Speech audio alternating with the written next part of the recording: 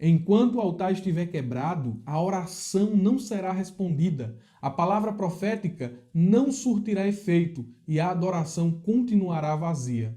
O estudo de hoje é um chamado para o despertamento, e o despertamento começa com a restauração do altar. Precisamos desta palavra. Deus falará aos nossos corações. Fique comigo até o final.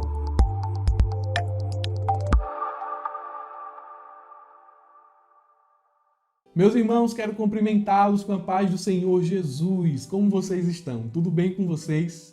Olha, quero começar aqui já essa pré-aula lhe abençoando. O subsídio que estou utilizando aqui está disponível aí na descrição do vídeo. Tem um linkzinho azul, você clica e faz o download desse esboço. Vamos falar aqui sobre o despertamento renova o altar. Estamos estudando uma edição especial nesse terceiro trimestre de 2020. Aí você pode dizer, mas irmão Murilo, não tem uma revista ainda. A CPAD demorou a publicar e a minha revista ainda não chegou. Estou usando um PDF aqui porque minha revista não chegou. Tenha calma. Aí na descrição do vídeo também tem o PDF da lição. Compre a sua revista, não fique só utilizando o PDF, é melhor ter o livro físico. Ah, irmão Murilo, mas nem estou estudando essa lição, então não vou acompanhar essa pré-aula. Tenha calma. Quem está estudando a lição do trimestre passado, algumas igrejas estão repetindo ela, temos uma playlist com todas as pré-aulas já publicadas e todos os subsídios disponíveis. Tudo isso grátis para você. Nos esforçamos para ofertar o melhor para os irmãos. Ah, então eu quero contribuir com vocês. Sabe como é que vocês contribuem com a gente? Inscrevendo-se no canal, ativando o sininho para receber as notificações, deixando o like e compartilhando esse vídeo com o maior número de pessoas possíveis. Façam mais pessoas amarem a escola bíblica dominical. Amém? Então vamos à nossa pré-aula de hoje. Com a graça de Deus, estamos estudando uma revista que tem como tema geral os princípios divinos em tempos de crise, a reconstrução de Jerusalém e o exemplo espiritual para os nossos dias. O comentarista dessa lição é o pastor Eurico Bergstein. E essa lição ela foi publicada originalmente em 1993. Passaram-se 27 anos, mas os seus ensinos continuam atuais, porque estão fundamentados na Bíblia. E Billy Graham disse que a Bíblia é mais atual do que o jornal que será lançado amanhã. A lição que estamos estudando é a lição de número 3, que será ministrada no dia 19 de julho de 2020. E o tema da lição é o despertamento renova o altar. A lição de hoje vai girar, ela vai ter como centro aqui a restauração, o renovamento. Veja que em cada ponto vamos falar sobre isso. Precisamos restaurar o altar. Precisamos levantar o altar. Precisamos erguer o altar. Isso era uma urgência nos dias de Zorobabel, nos dias de Elias. Isso foi uma urgência naquele ano em que a lição foi publicada pela primeira vez, em 1993. Passou 27 anos, ainda continua como uma urgente necessidade. Nossos dias precisam de homens que estejam com seus altares erguidos. A igreja precisa estar com o altar em pé. E quando olhamos para a Bíblia Sagrada, entendendo aqui o título da lição, a gente percebe que o altar era um dos elementos mais importantes da adoração do culto judaico no Antigo Testamento. Vejam que eles tinham a lei, eles tinham o sacrifício, eles tinham o tabernáculo, eles tinham toda uma liturgia e o altar fazia parte do momento da adoração. Talvez fosse o centro da adoração, né? A adoração começava no altar, começava com a oferta dos sacrifícios. E juntamente com os sacrifícios, o altar apontava profeticamente e também tipologicamente para o maior sacrifício, o mais perfeito de todos, o sacrifício do nosso Senhor Jesus Cristo.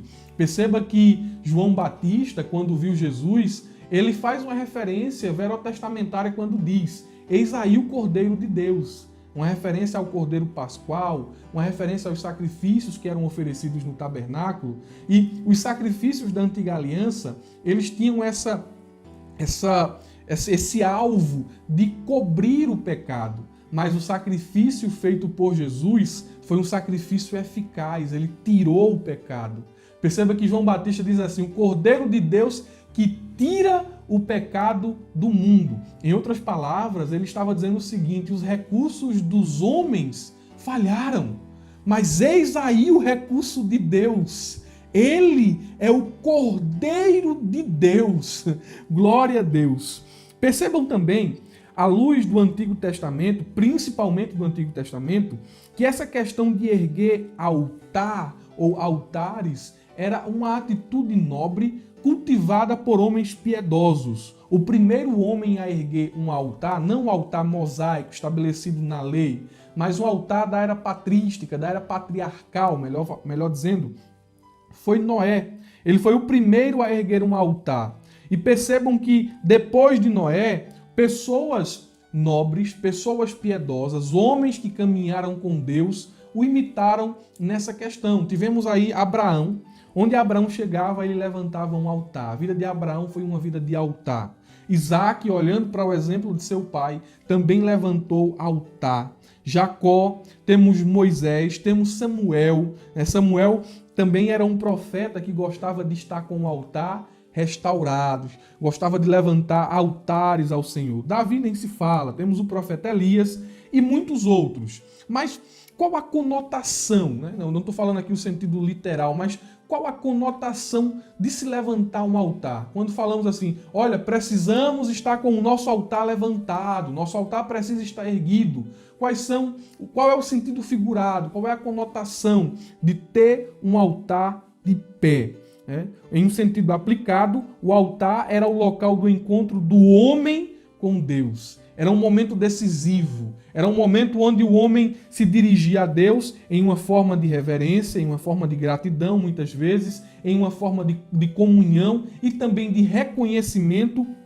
Ele adorava a Deus. O altar tem essa conotação de intimidade, de proximidade, de comunhão.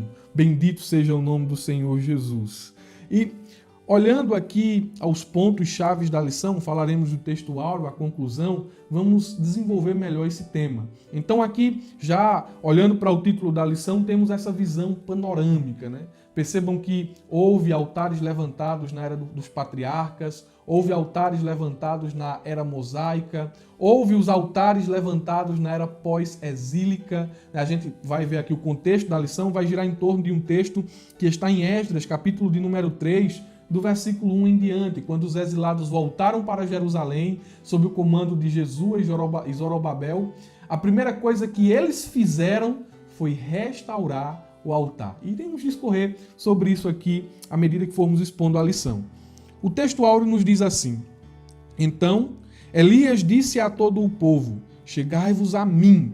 E todo o povo se achegou a ele, e reparou o altar do Senhor que estava quebrado. 1 aos Reis, capítulo 18, versículo de número 30. Meus irmãos, olhando para o contexto do profeta Elias, e principalmente para o versículo aqui do texto áureo, perceba uma coisa: o altar estava quebrado. É isso que o texto está falando aqui. O altar estava em ruínas, como diz na NVI. E altar quebrado é um sinônimo de coração desviado. Altar quebrado é sinônimo de desobediência. Altar quebrado é sinônimo de desleixo, de relaxamento espiritual. O povo havia se apostatado da fé. O altar de Deus estava quebrado. O texto, em nenhum momento, ele vai citar que o altar de Baal estava quebrado. Se você ler o primeiro livro dos Reis, capítulo 18 em diante, a Bíblia não vai dizer que o altar de Baal estava quebrado. O altar de Baal estava erguido. E o que é que isso significa? Houve uma substituição do culto. O povo não estava mais cultuando a Deus. Deus não era mais adorado em Israel. O culto a Baal tomou o lugar do culto de Deus. Baal estava sendo adorado. Deus foi esquecido. Sua palavra foi desprezada. Israel estava se curvando diante de um Deus estranho. E Baal tinha muitos seguidores.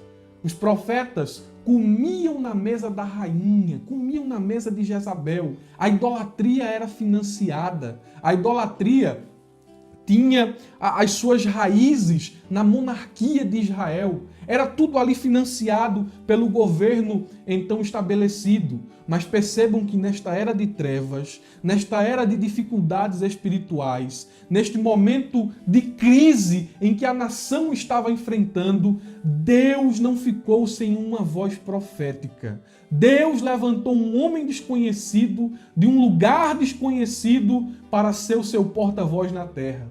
Nesses últimos dias, nós precisamos de homens como Elias, homens que não são conhecidos, homens que, na ótica humana, não são filhos de pastores, não vêm de família nobre, talvez não sejam pessoas letradas, não são pessoas que fazem parte da alta sociedade, mas são pessoas escolhidas por Deus em um momento de crise, em um momento onde as vozes proféticas se calam. Deus se utiliza de pessoas simples para levar adiante os seus propósitos. Deus levanta Elias como uma voz contracultural, como uma voz contra a idolatria, contra uma voz contra o pecado estabelecido naqueles dias. Deus não fica sem portas-vozes. Elias deu uma radiografia do problema.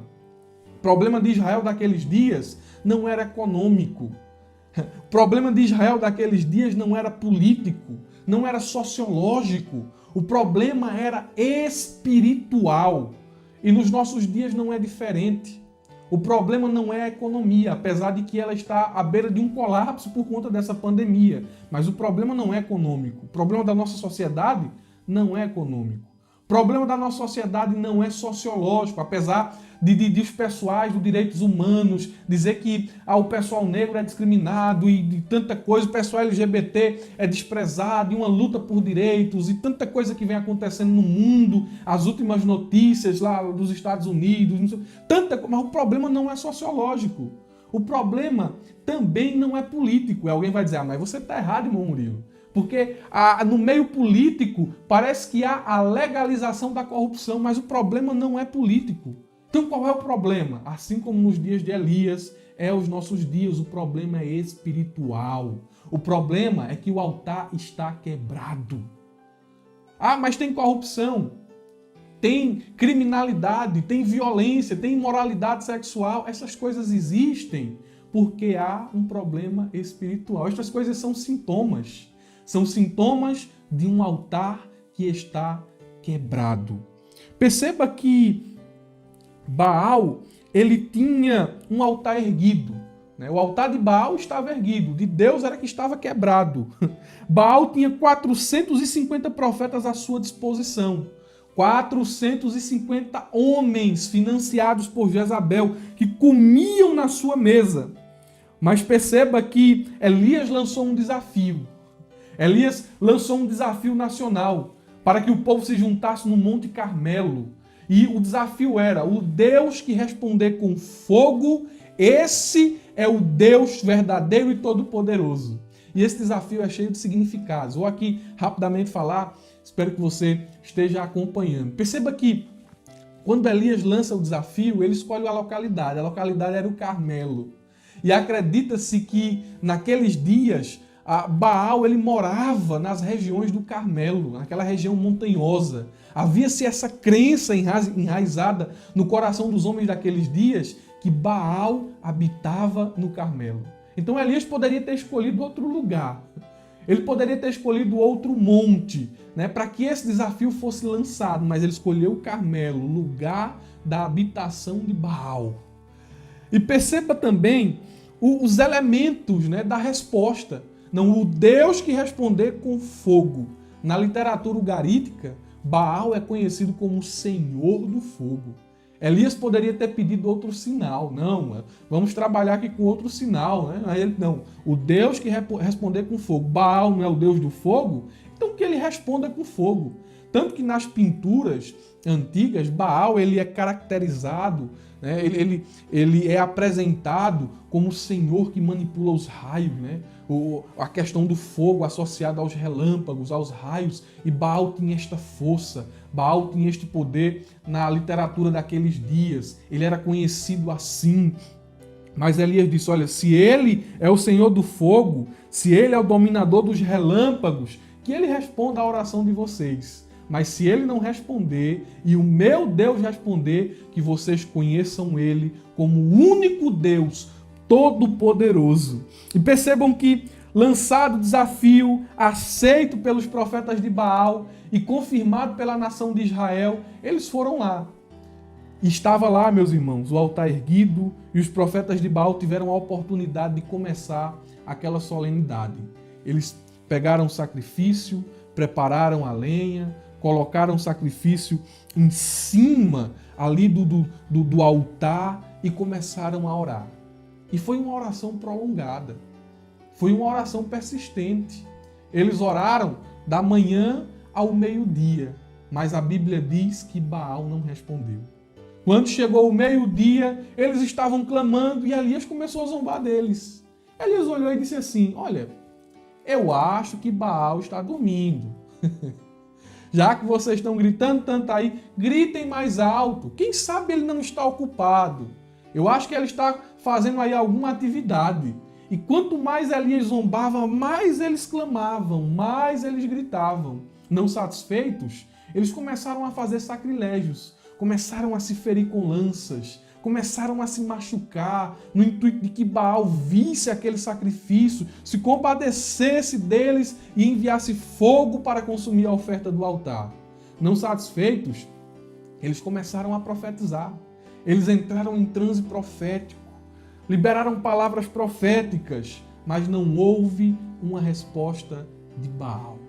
Meus irmãos, percebam uma coisa: o altar de Baal tinha sacrifício, tinha oferta e estava levantado. Mas diante do altar de Baal não houve resposta, a palavra profética não surtiu efeito e a adoração foi vazia.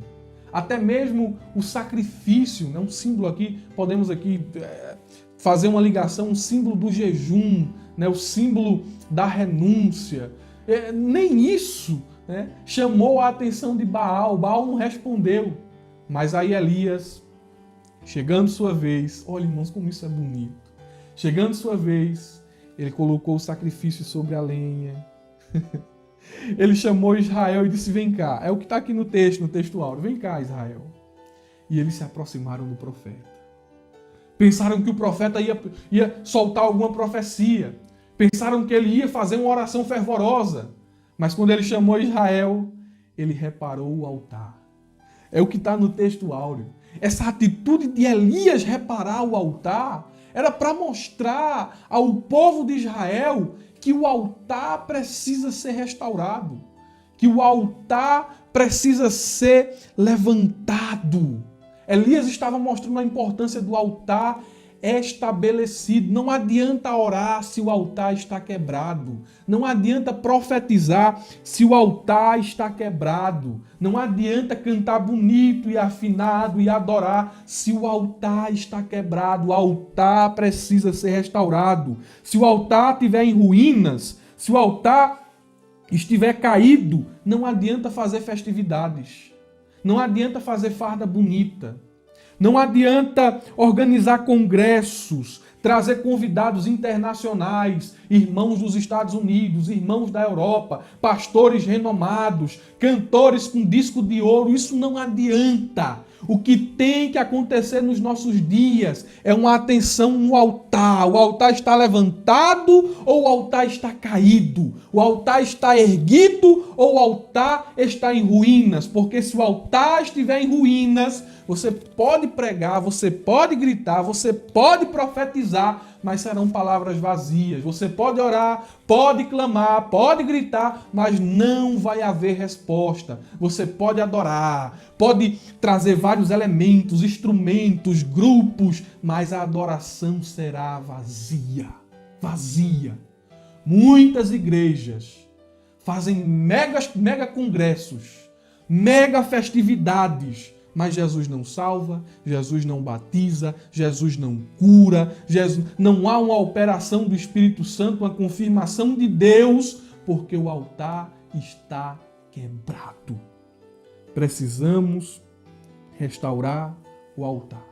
Talvez, eu disse a vocês que essa seria a tônica da lição. Restauração. restauração. O altar precisa ser restaurado. Olhe para a sua vida. O altar está restaurado? Ou o altar está em ruínas?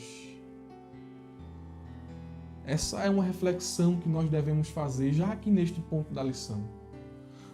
A verdade prática, ela nos diz assim: Satanás jamais derrotará o crente cujo altar é constantemente renovado pelo Espírito Santo.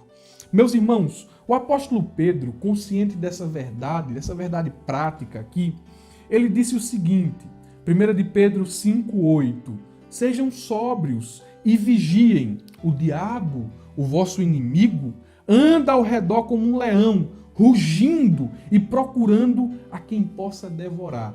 Ele utiliza essa palavrazinha aqui, sóbrio, e ela é interessante, porque ela não tem aqui o sentido de alguém que bebe e fica bêbado, né? Bêbado do vinho, bêbado da bebida alcoólica.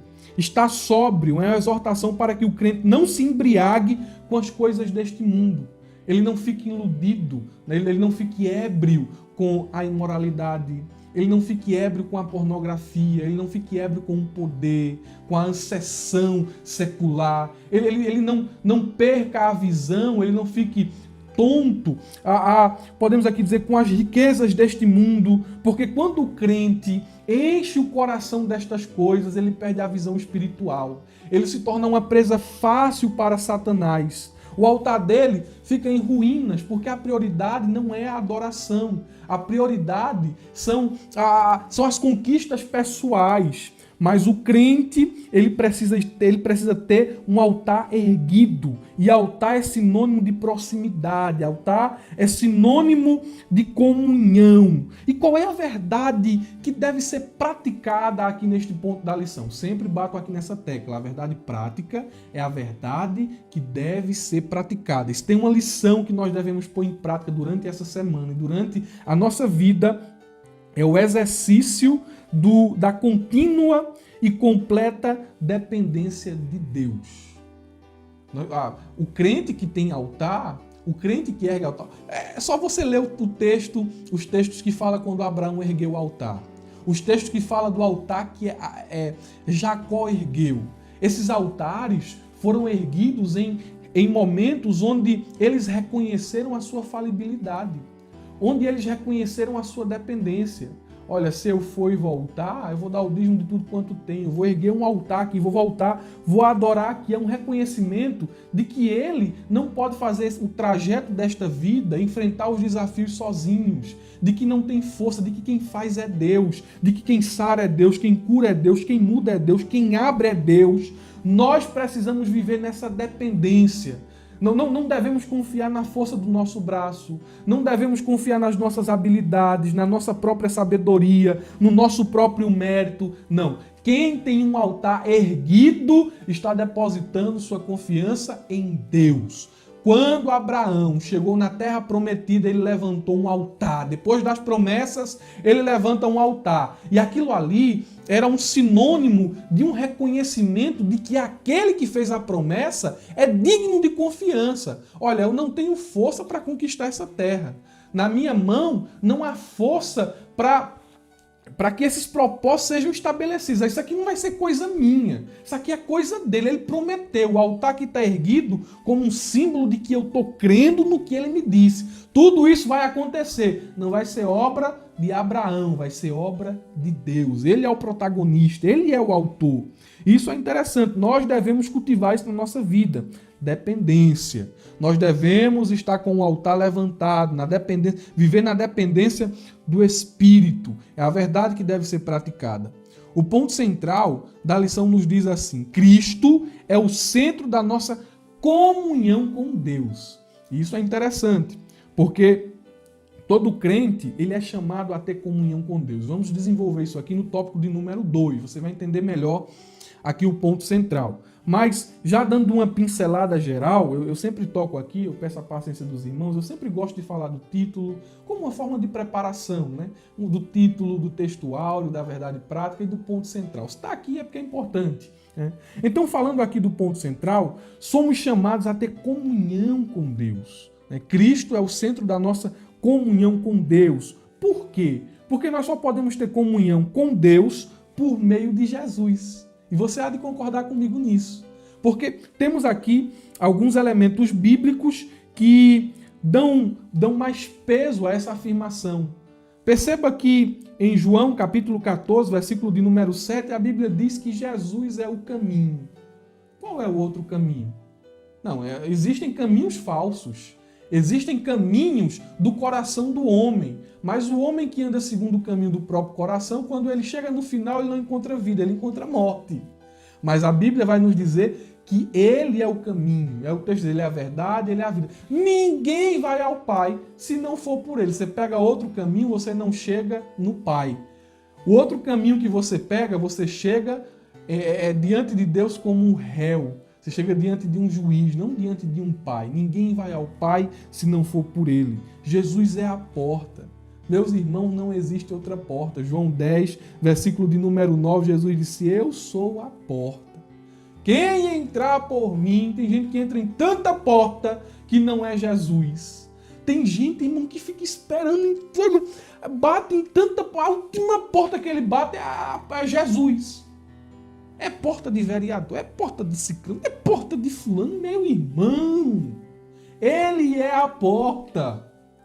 Tu quer se alimentar, tu quer receber força na tua alma, tu quer ser revigorado espiritualmente, passa pela porta que é Jesus. Glória a Deus. Tu vai entrar e ele diz assim, quem entrar por essa porta vai passar, vai achar pastagem.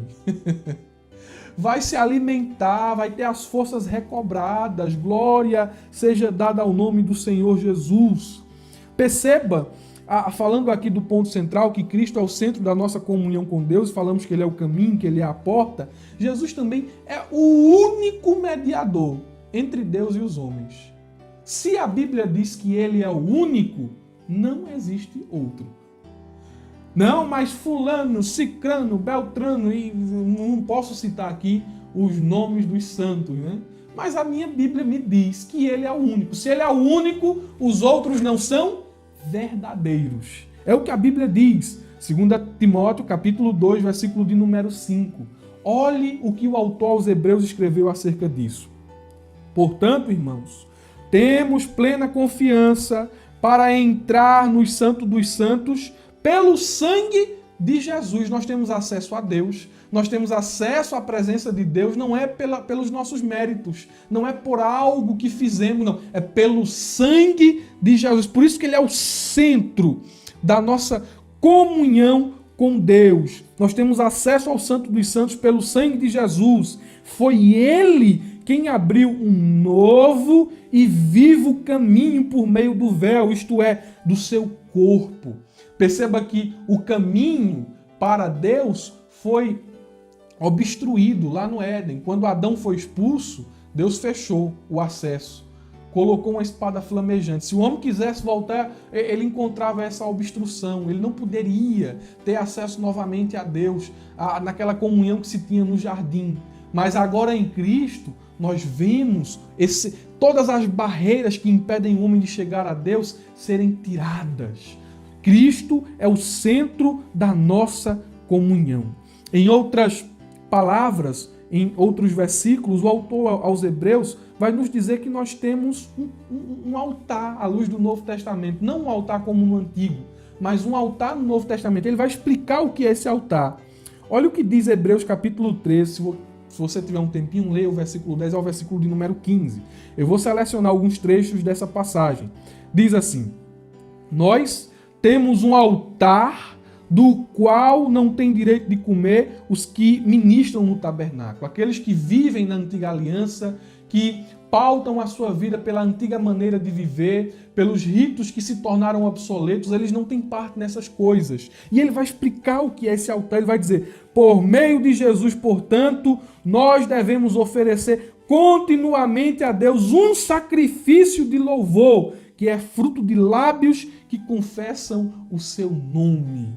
Cristo é uma representação do altar. E o altar era o momento da comunhão, como já falamos aqui, era um momento da proximidade, era um momento onde o homem ele tinha paz com Deus, onde os votos eram renovados, onde o homem declarava a sua dependência, onde o homem recebia perdão. É por isso que Cristo é o centro da nossa comunhão. Sem Cristo não há comunhão, sem Cristo não há altar, sem Cristo não há proximidade de Deus. À luz do Novo Testamento, não há outro caminho, não há outra porta, não há outro mediador. Foi Ele quem abriu, quem preparou, foi Ele quem estabeleceu, foi Ele quem nos trouxe para perto.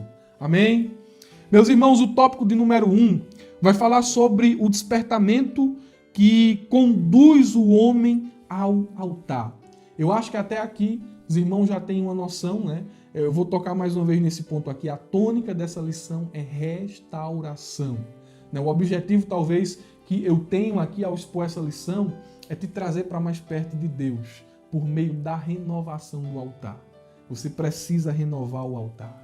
Você precisa ter comunhão com Jesus. Você precisa se arrepender e confessar os seus pecados. Você precisa tirar a sujeira, precisa organizar o altar, colocar as coisas em ordem. E quando isso acontecer, você vai ver milagre de Deus. Aleluia! E percebam uma coisa, aqui no tópico de número 1. Os judeus, subponto 1 diz assim, os judeus sentiam a necessidade do acesso a Deus que o altar lhes proporcionava. Quando olhamos para Esdras, capítulo de número 3, ali todo o capítulo, Esdras capítulo 1, 2 e 3, é o momento da partida, o momento do retorno, o momento onde os exilados eles têm de Ciro a permissão para retornarem, reconstruírem Jerusalém, reconstruírem o templo. Eles fazem isso, eles retornam sob o comando de Zorobabel, sob o comando de Jesua, eles voltam a Jerusalém. Isso está em Esdras, capítulo de número 2, versículo 2, diz assim, os quais vieram com Zorobabel, Jesua, Neemias, Seraías, Relaías, Mardoqueu, e uma lista de pessoas que tinham um cargo de liderança. Entre eles aqui os mais preeminentes é o sacerdote Jesua e Zorobabel. Eles retornaram à cidade e ela estava completamente destruída. Os muros estavam queimados, os muros estavam caídos, o templo estava em ruínas, a cidade estava devastada. Havia muito trabalho a ser feito, muitos obstáculos, muita dificuldade, mas é digno de nota aqui uma coisa. Se você ler o capítulo 3 de Esdras, você vai se surpreender. Diante de tantas tarefas a serem realizadas, eles começam com a reconstrução do altar. Isso aqui é muito bonito. Olha, nós deveríamos levantar o muro. Não. Nós deveríamos erguer o templo. Não. Vamos fazer o quê? Qual vai ser a primeira tarefa aqui? Vamos levantar o altar. Vamos restaurar o altar. E é interessante, irmãos, como já disse a vocês, quando Abraão chegou em Jerusalém, lá em Gênesis, capítulo de número 12, versículo 7, ele saiu da terra dos caldeus, ele deixou a Mesopotâmia, deixou a família, rompeu com o passado. Quando ele chega na terra que um dia seus descendentes herdariam, a primeira coisa que ele fez foi levantar um altar. Quando os exilados voltam, aquela primeira geração, eles fazem o quê? Eles tomam a mesma atitude de Abraão. Não, vamos restaurar o altar. Aquela geração, a geração de Zorobabel, a geração de Jesua, ficou conhecida como a geração que restaurou o altar. A nossa geração precisa urgentemente restaurar o altar. Nossa geração precisa ser marcada por isto. Uma geração que ama a Deus, uma geração que quer ver os milagres de Deus, uma geração que quer ver Jesus voltar a batizar no ônibus, Jesus voltar a batizar no culto de oração, os irmãos brincando de culto e Jesus, eu digo brincando as criancinhas, né? A gente tem testemunho de gente aqui que estava brincando de culto e Jesus batizou com o Espírito Santo. Perceba que a gente precisa destas coisas. Por que essas coisas não existem mais? Deus mudou? Não, Deus não mudou. Nós que mudamos. O altar altar que precisa ser reparado, o altar que precisa ser restaurado. E quando falamos de a nossa geração ter essa responsabilidade de restaurar o altar, nós estamos falando de uma geração que precisa ter desejo de Deus. Nós precisamos ter desejo de Deus. Você precisa ter mais desejo por Deus. E isso começa com uma atitude nossa de desligar a televisão, de jejuar de redes sociais, de buscar a presença de Deus, de deixar embaraço, de deixar fofoca, de deixar disse-me-disse, de se prender com estas coisas pequenas, uma cara feia mata crente, não sei o que, é tanta picuinha, tanto crente fraco espiritualmente, o altar está quebrado e precisa ser restaurado. Bendito seja o nome de Jesus. E só restaura o altar quem está vivendo um despertamento espiritual. Só restaura o altar quem sente o desejo, a necessidade de ter a presença de Deus. Se você deseja Deus, se você deseja ter a presença de Deus, se você deseja ver o agir da Shekinah de Deus, os sinais de que Ele está presente, você precisa de um altar restaurado. Foi isso que a nação de Israel fez quando retornou do exílio. Olha, vamos restaurar o altar. Glória seja dada ao nome de Jesus. O segundo subponto vai dizer que todos os despertamentos genuínos começaram com a restauração do altar.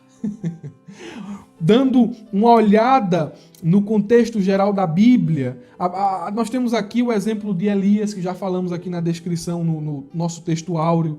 Temos o exemplo de Ezequias, nós temos o exemplo de Josias, temos o exemplo dos judeus que voltaram do cativeiro, que é o alvo do nosso estudo aqui. Percebam que esse tópico, né, faz jus aqui o que ele diz. Todos os despertamentos começam com a restauração do altar. E percebam que eu separei aqui algumas marcas que caracterizam um despertamento espiritual. Você percebam que um movimento, uma igreja que está vivendo um despertamento espiritual, ela precisa ter aqui essas características. Mas, irmão Murilo, o senhor inventou essas características? Eu não inventei essas características. O senhor tirou de onde? Foi alguém que falou? Não foi alguém que falou. Não é baseado em um estudo missiológico, não é baseado em um estudo ali de plantação de igreja, não. Isso é baseado na Bíblia. Pegue sua Bíblia, abra ela em Esdras, capítulo de número 3, e você vai ver aqui as marcas que caracterizam um despertamento espiritual. É Bíblia, irmão, está na Bíblia. Vem para a Bíblia aprender a palavra de Deus. Olha o que diz o versículo de número 3, versículo de número 1 do capítulo 3. Aqui nós temos a primeira marca de um despertamento espiritual e ela é a união. Quem está vivendo um despertamento espiritual, quem está vivendo um avivamento, pode ter certeza, faz parte de uma igreja unida. Deus não está onde há divisão. Deus não está no meio da desunião. Tanto que quando Paulo ensinou aos Coríntios, ele disse que a igreja é um corpo. A igreja é o corpo de Cristo. E perceba que quando falamos da igreja como um corpo, nós falamos que há sim individualidades, né? A mão direita não é a mão esquerda. O olho não é a boca, o nariz, né? A venta, como a gente diz aqui no sertão, não são as orelhas, como a gente chama aqui, né? Não são as orelhas. Há individualidades, mas as individualidades elas cooperam em prol da coletividade. Perceba que uma mão não trabalha contra a outra, um pé não trabalha contra o outro. Todos eles se unem em função de um mesmo propósito, o bem do corpo, o bom funcionamento do corpo. Uma igreja que está passando por um despertamento espiritual é uma igreja cheia de membros individuais, mas todos se unem em um propósito, adoração. Todos se juntam em um propósito, evangelização. Não há briga por preeminência, não há briga por cargos, por prestígio, não. O propósito é adorar a Deus. Quando isso começou a acontecer no meio dos discípulos, Jesus deu uma vacina. Eles discutindo quem era o maior. Não, eu vou ser o maior. Não, eu vou ser o maior. Não, eu vou ser aquele que vai se sentar à direita. Eu vou se sentar na esquerda. Aí Jesus juntou eles tudinho, pegou um paninho, vestiu as vestes de servo, molhou o pano na água e começou a lavar os pés dos discípulos. Quando Jesus estava fazendo isso, era uma resposta. Quero ver aí agora quem é o maior. Quem é o maior aqui? É eu ou vocês? Não, Senhor, o maior é o Senhor. Então olhe o meu exemplo. Eu estou servindo vocês. Façam o mesmo. Percebam que uma igreja unida é uma igreja que se une, é uma igreja que se reúne com o propósito de servir a Deus e uns aos outros. Essa é a primeira característica que marca um despertamento espiritual. Mas, irmão Murilo, onde está isso? Está no texto aqui, Esdras, capítulo 3, versículo 1. Se ajuntou o povo como um só homem em Jerusalém. Que coisa linda, como um só homem. Em segundo lugar, a segunda marca que caracteriza um despertamento espiritual é a renúncia dos interesses pessoais. Percebam que eles se juntaram em união, em um propósito, mas esse propósito não era um propósito pessoal de cada um. É lógico que havia um propósito ali, um objetivo, um alvo a ser estabelecido. Mas o alvo não era enriquecerem. O alvo não era construírem as próprias casas. O alvo ali não era plantar grandes vinhas a fim de enricarem, de desfrutarem, não era levantar um comércio, fortalecer a economia, não era negociar com as nações estrangeiras, não. O propósito, o alvo, era levantar o altar. O altar precisa ser erguido. Não, mas minha casa ainda está precisando de um reboco. Não, mas a prioridade é o altar. Não, mas eu preciso ainda plantar, olha, a vinha não foi cultivada, precisa regar, precisa arar. Não, a prioridade é o altar. A prioridade é a comunhão. É ter altar levantado. É ter a presença. A prioridade deve ser Ele, meus irmãos. Às vezes a gente coloca o nosso coração no nosso trabalho e se esquece de Deus. Mas o que é mais importante, o teu trabalho ou Deus? Às vezes a gente coloca nosso coração nos sonhos pessoais. O que é mais importante, os teus sonhos pessoais ou a comunhão com Deus?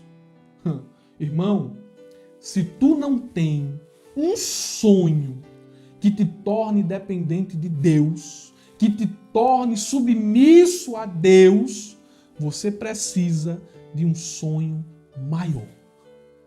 É isso mesmo que você ouviu. Se você não tem um projeto, se você não tem um plano pessoal que te leve a ser dependente de Deus, você precisa de um sonho e de um projeto maior. Então, uma das marcas que caracteriza um despertamento espiritual é a renúncia dos interesses pessoais. Versículo de número 2 do capítulo 3, eles se reuniram para edificar um altar ao Deus de Israel. A prioridade era buscar a vontade de Deus, era ter comunhão com Ele. Em terceiro lugar, a terceira marca que caracteriza um despertamento espiritual é a adoração e a obediência segundo os preceitos de Deus. Ah, mas fulano de tal está vivendo um despertamento. Mas esse despertamento acha amparo na Bíblia. As práticas litúrgicas acham amparo nos princípios bíblicos. Porque é muito fácil chegar num lugar dentro de quatro paredes, tá lá gente batendo panela, gente rodando, gente caindo, gente fazendo não sei o quê. É muito fácil, irmão. Acontecer. É um despertamento. Barulho não é avivamento. Irmão, agora soa pesado. Não, barulho não é avivamento. Ah, mas lá tem cura. Lá tem milagre. Pode ter essas coisas e não ter avivamento. Porque eu não adoro a Deus do jeito que eu quero. Veja que Deus ele é criterioso na adoração. Leia Levite, que tu vai ver Deus dizendo assim, olha, o altar tem que ser assim. É Deus dizendo, eu quero que seja assim. Para me adorar tem que ser assim. O sacrifício tem que ser assim. Olha, para mim receber o sacrifício, ele tem que ser feito seguindo essas exigências. O culto no tabernáculo é assim, ó. Deus foi dando detalhe por detalhe. Ele é criterioso na adoração. Ah, mas agora nós estamos vivendo no Novo Testamento. Os verdadeiros adoradores adorarão o Pai em espírito e em verdade. Mas, meu irmão, tem princípios a serem seguidos. Não é porque estamos vivendo na nova aliança, no tempo da graça. Nós temos liberdade. A liberdade não é espaço para a liberdade. Eu não posso incluir conceitos estranhos no culto a Deus. Eu não posso trazer elementos mundanos para adorar a Deus. Diz, não, mas eu adoro a Deus cantando música secular. Música que, meus irmãos, olha, esse ponto é interessante. Qual é a base bíblica para isso aqui? Eu tenho que ler a Bíblia, porque senão alguém vai dizer assim, tá falando besteira. Não, Bíblia, irmão, estou falando Bíblia. Olha só, eles levantaram um altar ao Deus de Israel para oferecerem sobre eles holocausto. Holocausto era um sacrifício de adoração, era um sacrifício de comunhão, era um momento em que o ofertante declarava sua total dependência de Deus. Isso aqui é uma das expressões mais vívidas de adoração do Antigo Testamento. Mas como era que eles faziam isso? De todo jeito, da forma que queriam, eles inventavam, eles criavam novos meios, eles faziam inovações. Não, olha o que diz o texto bíblico. Eles faziam isso como está escrito na lei de Moisés, homem de Deus. Eles faziam conforme o gosto e a revelação de Deus. Então, uma marca que caracteriza um despertamento espiritual é uma adoração e uma obediência pautada nos preceitos de Deus. Como já disse aqui, avivamento não é barulho, né? A adoração precisa estar pautada na palavra. O sacrifício precisa estar pautado na palavra. Tudo tem que ser abalizado pela palavra. Pela palavra. Eu vou falar. Teve culto aqui já, na minha cidade, que o pessoal chegou lá, não, vamos adorar a Deus. Aí como era o culto lá? Colocaram um tanque dentro da igreja e começaram a fazer os 7 mergulhos de Naamã dentro da igreja. E eu pergunto, Deus está sendo cultuado nesse lugar, irmão? Não tem pregação, não tem exposição do evangelho, mas tem lá gente gritando, gente rodando, gente pulando. Eu sou pentecostal. Eu sou pentecostal até o tutano. Né?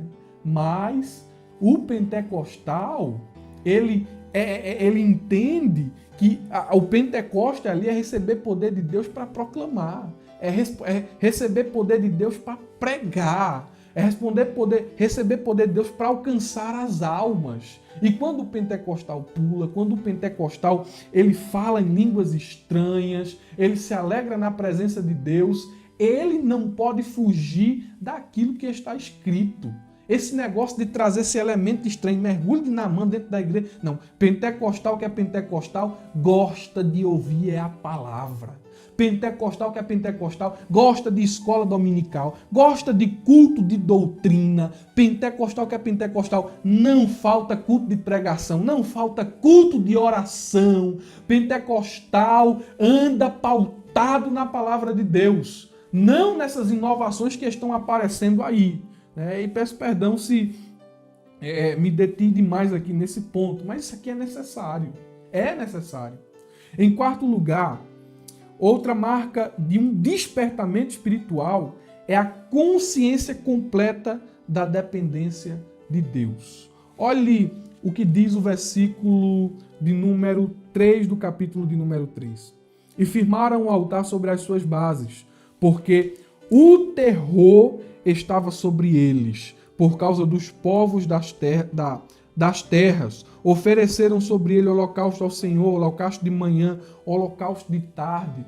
O povo, quando chegou lá em Jerusalém, na Jerusalém que estava em ruínas, que eles viram os obstáculos, que eles viram os desafios, eles disseram assim, a gente não vai conseguir aqui se Deus não estender a mão. É muita luta, irmão, é muita dificuldade. Olha, tem muitos opositores. A gente só vai vencer se Deus estender a mão. E para Deus estender a mão, o altar precisa ser reparado. Aleluia!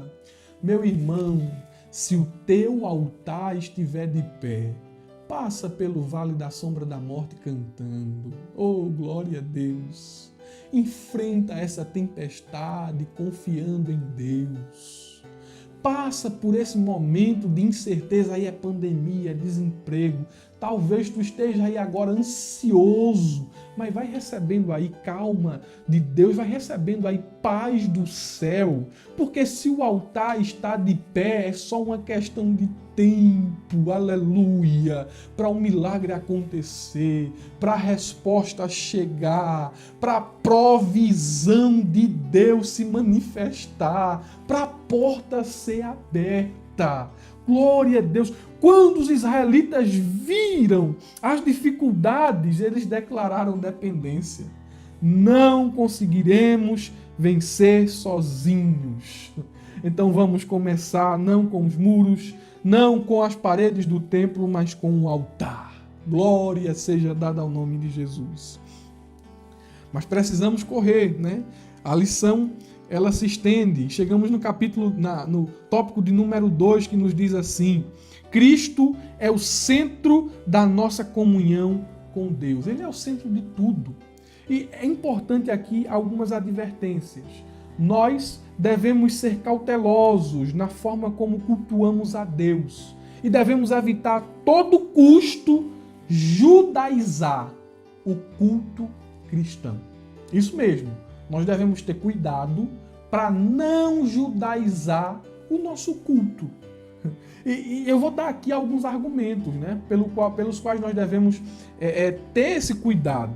Os judeus, eles tinham o tabernáculo e os sacrifícios, isto é, eles tinham uma forma singular, estabelecida, como já falei aqui, rigorosamente por Deus, como um meio a ser seguido pelos adoradores. Isto está em Hebreus capítulo 8, versículo de número 5, faça essa leitura.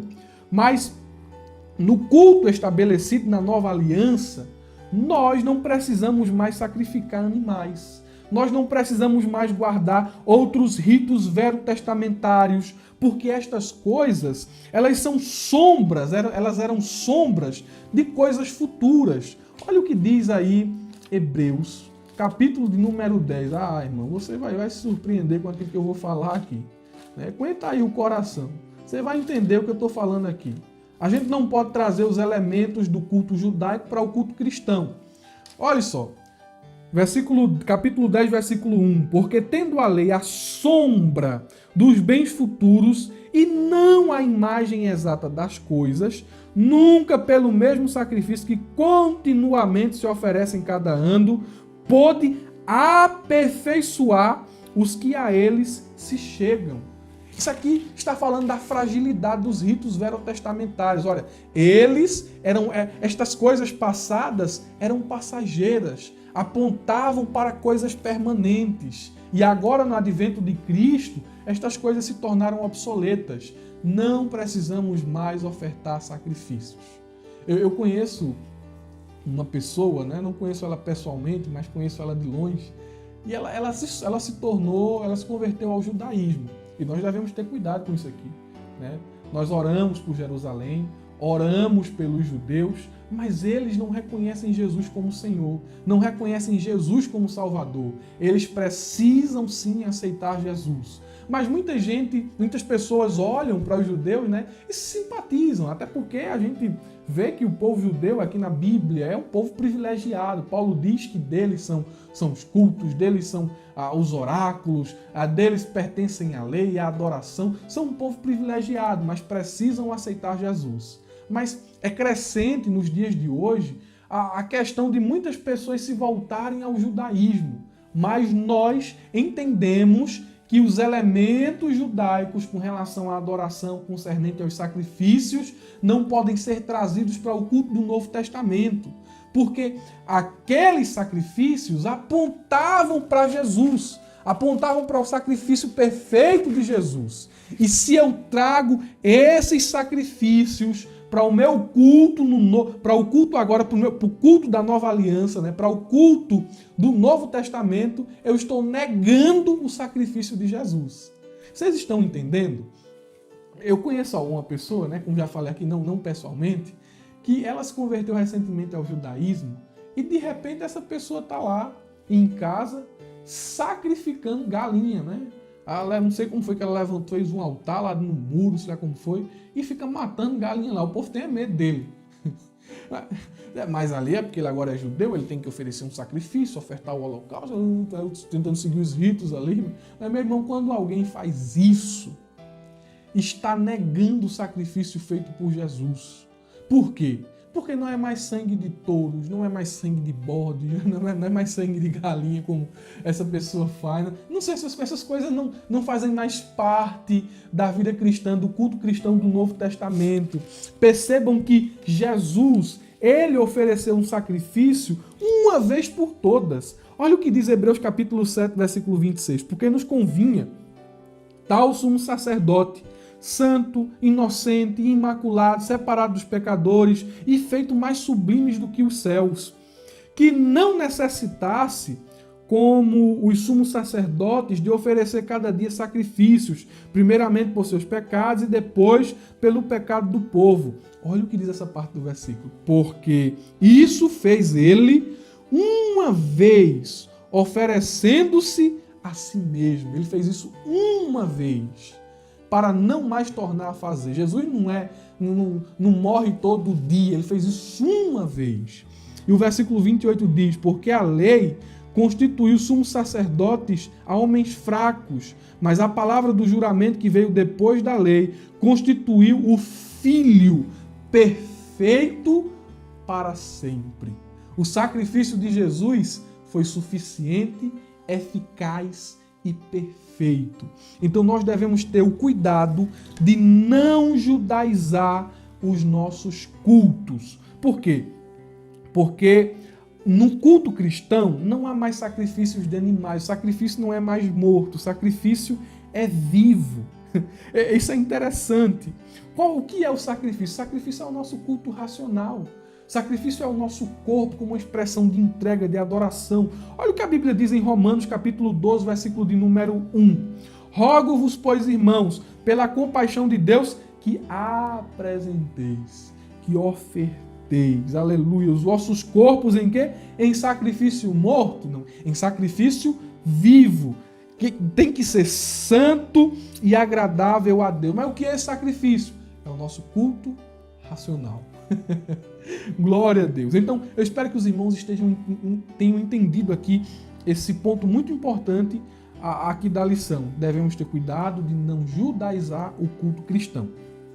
Quando o ponto aqui, o tópico de número 2, diz que Cristo é o centro da nossa comunhão com Deus, eu quero que os irmãos entendam o que significa comunhão. Falamos aqui de comunhão, de proximidade, de intimidade, mas temos aqui uma definição mais precisa, mais específica. Comunhão significa ter união, ter paz, significa partilhar algo com alguém.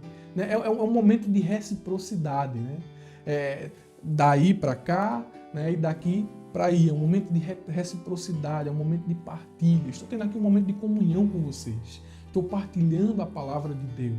Né? Vocês comentam aí, e esse momento aí é o que eu respondo o comentário, no momento que vocês tiram alguma dúvida, a gente está tendo comunhão, um momento de partilha. E isso aqui, Jesus é o centro da nossa comunhão. Percebam que a vontade de Deus é que vivamos em comunhão com Ele e uns com os outros. E essa comunhão é tão íntima que Jesus chegou ao ponto de dizer aos discípulos, né? Ele disse assim, já não vos chamamos mais de servos. Aí ele explica o motivo. Porque o servo não sabe o que faz o seu senhor, mas eu vos tenho chamado de amigos, pois tudo que ouvi de meu Pai, eu estou aqui compartilhando com vocês. Veja que havia uma reciprocidade, uma intimidade, uma proximidade. Ele é o centro da nossa comunhão. Nós precisamos ter comunhão com Deus. Veja que no Antigo Testamento, o altar, né, era o símbolo principal. O altar ali o altar tinha o centro das atenções.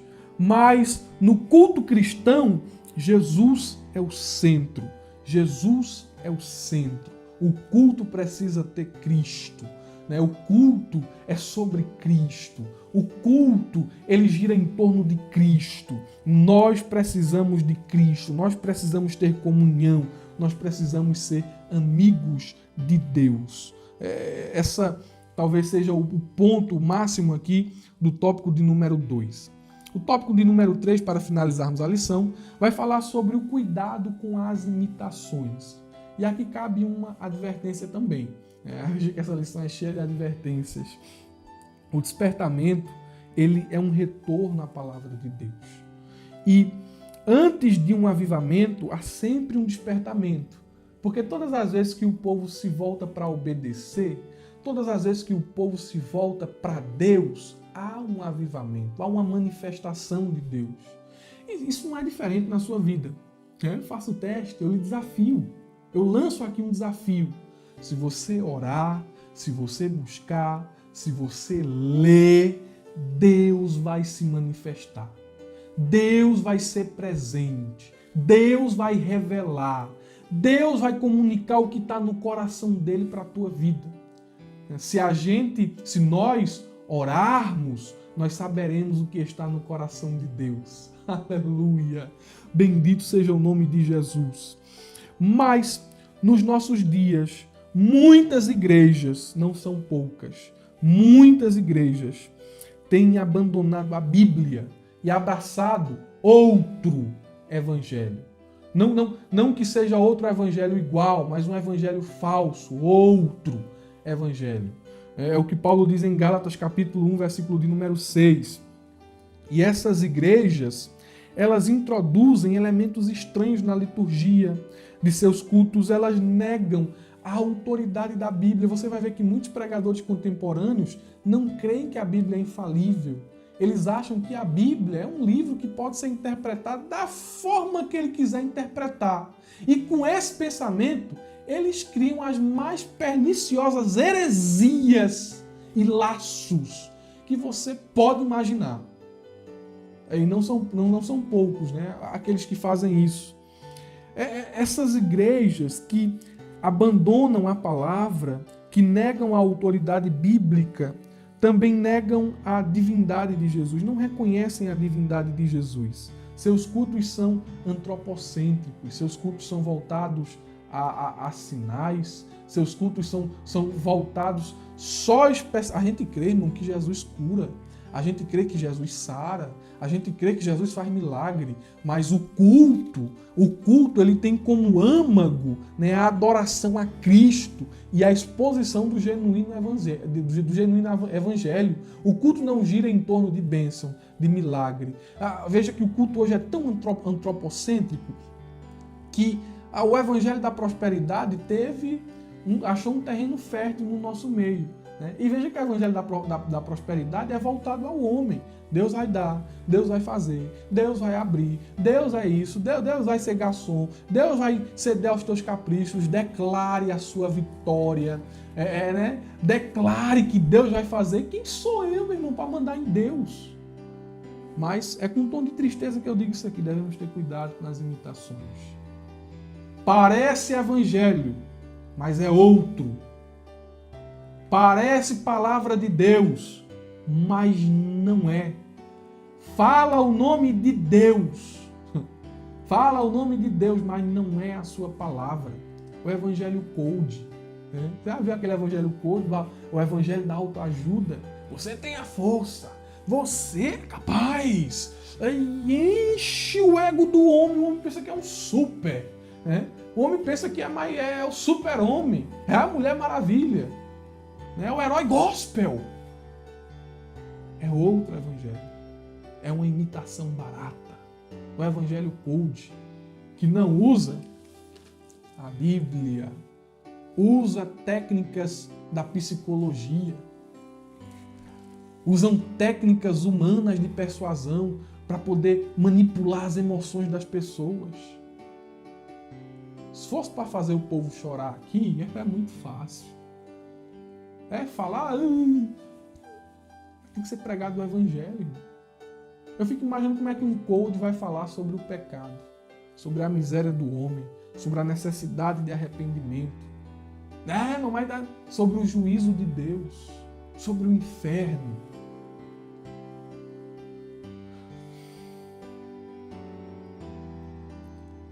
Cuidado, irmão, com as imitações. Cuidado. Glória a Deus. glória a Deus. Oh, irmão, mas dá vontade de falar. Oh, Jesus, segura, porque internet é mundo sem dono. A gente tem que ter cuidado naquilo que vai falar na internet, né? Percebam, ainda falando sobre isso, que quando o culto, quero finalizar com isso aqui, quando o culto ele é centrado no homem e em alguma outra coisa ou pessoa que não seja Jesus, este culto está fadado ao fracasso, como foi o culto dos adoradores de Baal. Lembra lá do texto áureo? Eles oraram, mas não teve resposta. Eles profetizaram, mas a palavra profética se tornou em nada. Eles adoraram e clamaram, mas a adoração foi vazia. Eles fizeram sacrilégio, mas tudo isso em vão. Finalizo falando sobre, mais uma vez, a importância do altar. E retomando o exemplo lá de Elias, perceba que Elias, ele não orou até que o altar fosse restaurado. Elias não profetizou até que o altar fosse restaurado. Elias não adorou até que o altar fosse restaurado. Mas quando Elias restaurou o altar, ele fez uma oração intercessória. Ele disse: Senhor, responde esta oração. Manda fogo do céu, para que o povo, a nação que está aqui dividida, cocheando em dois pensamentos, reconheça que Tu és o Deus, que Tu és Senhor, que Tu és o Deus que fala, que Tu és o Deus que pode. Aí ele foi lá, irmãos, colocou o sacrifício sobre o altar, pegou uma bacia de água, derramou sobre o sacrifício, molhou a lenha e disse assim: não faça isso de novo, jogue outra bacia de água, joga outro balde. Aí jogaram outro balde. Não, mas já tá bom, tá encharcado, mas jogue outro balde. Aí jogaram o balde uma terceira vez, que as valetas que ele fez ao redor do altar se encheu de água.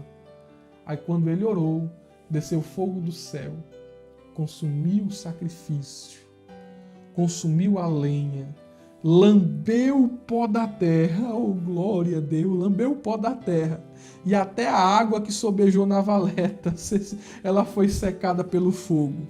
Quando Israel viu isso, eles se prostraram. E ao se prostrarem, começaram a dizer: só o Senhor é Deus, só o Senhor é Deus, só o Senhor é Deus, aleluia, aleluia. Nesses últimos dias nós precisamos de homens que reparem o altar. Nesses últimos dias nós precisamos de vozes proféticas que conduzam o povo ao arrependimento. Ah, mas tem muitas dificuldades. Estamos vivendo em um período difícil, há trevas espirituais, mas em meio à escuridão há sempre uma voz altissonante do céu que brilha, que brada, chamando os homens ao arrependimento. E essa voz tem que ser a sua, que está escutando esta pré-aula. Esta voz, Deus está dizendo, é a sua. Repare o altar. Restaure o altar e você vai ver os milagres de Deus acontecerem. Bendito seja o nome do Senhor Jesus. Meus irmãos, se você chegou até aqui, deixa aí embaixo o seu amém, né? Eu cheguei até o final. Agradeço muito a sua paciência. Agora já não sei nem que horas são da noite aqui, né? A gente terminou o culto de doutrina aqui agora e o presbítero Ebinho esteve aqui em casa, a gente conversou aqui bastante, né? E ficou tarde e mesmo assim tarde estamos aqui gravando essa pré-aula, mas fazemos isso com muita alegria, viu? Deus abençoe sua vida. Talvez a aula não tenha sido aquela aula tão eloquente que você esteja esperando. Irmão Murilo é limitado, eu tenho muitas limitações, mas faço isso com um amor tão grande, irmãos. Eu sempre digo assim, eu amo escola bíblica dominical. E mesmo que eu não tenha essa eloquência de dar a lição, eu peço a Deus que o mesmo sentimento de amor, de zelo e de carinho que Ele tem me dado pela escola dominical, Ele dê também a vocês. Amém? Deus abençoe sua família, compartilhe boas coisas, compartilhe boas novas, abra a jaula.